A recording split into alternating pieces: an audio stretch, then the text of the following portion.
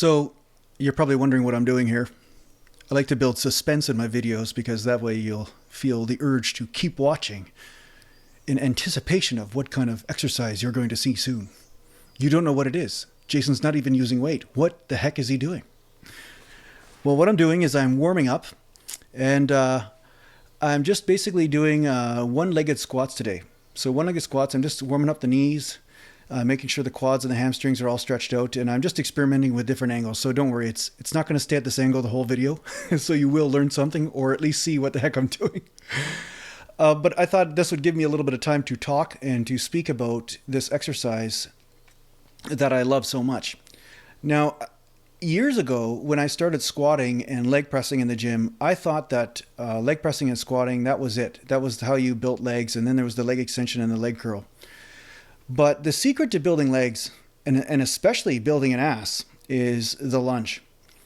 Because the back and the hip gets taken out of it, and the hamstring and the glute get primarily stretched. So as you can see, I'm going pretty deep. But of course, remember, I warmed up really well before I did this. I don't just go with weight and start going deep, because you will pull a hamstring, or worse, you may pull a piriformis muscle, which is the muscle on the side of your butt that's used for skating. It basically lifts the leg outward and back. But the one-legged squat is incredibly powerful for people, say, if they have lower back problems. Because of the depth of the one-legged squat here that I'm doing, it helps stretch your hips out.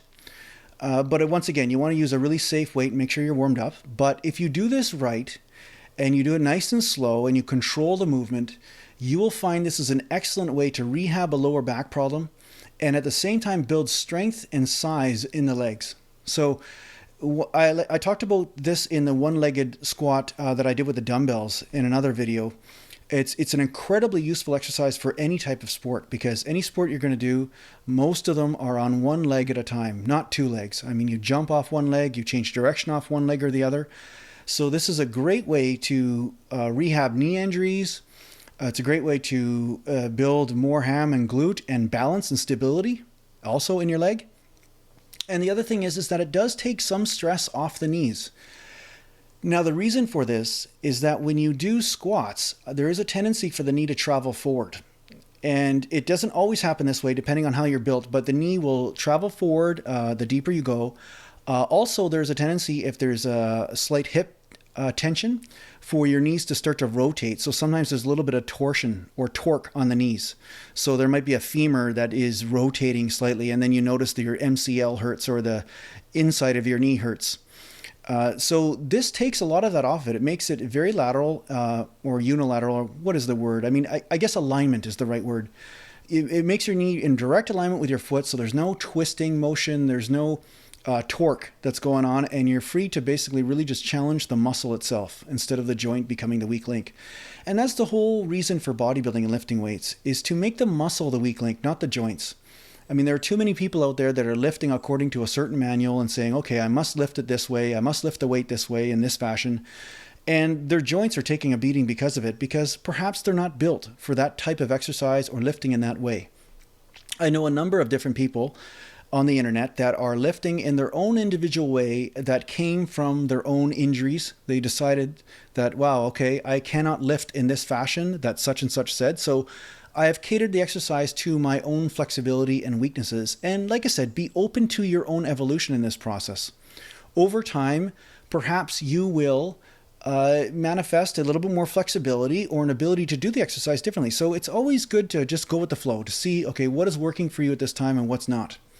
Now here in the final part of this exercise, you'll see not only does my front knee not travel over my toe, is slightly forward, but my back foot is on the ball of my foot, so you can see that. And I'm not pushing off that ball of my foot to pull the weight up. I'm not using my back leg at all. I'm using all the front leg. The back leg's just for balance. And in case you're noticing the cotton on the floor, it's not because two stuffed teddy bears got in a fight in my garage and one had fangs. It's not like that. But what we have is a lot of cottonwood trees in my neighborhood. So when I open up the garage door, we're getting this gust of cotton coming into the garage. So it looks like our garage is much more of a mess than it really is. So anyway, yeah, just so you know, no stuffed teddy bears were harmed or hurt in the making of this video. So anyway, with the right leg here, you can see I'm doing the same thing. And once again, it's just stretching the hamstrings down. And like I said, any of you that are wishing for leg development out there, concentrate more on making this the foundation of your exercises rather than leg press or hack squat machines. I think that they're great machines for the use, although I've never been able to use a hack squat myself because the hack squat just kills my knees because it makes my knees travel all the way forward with very little activation of the hamstring. So this exercise is how I built my legs.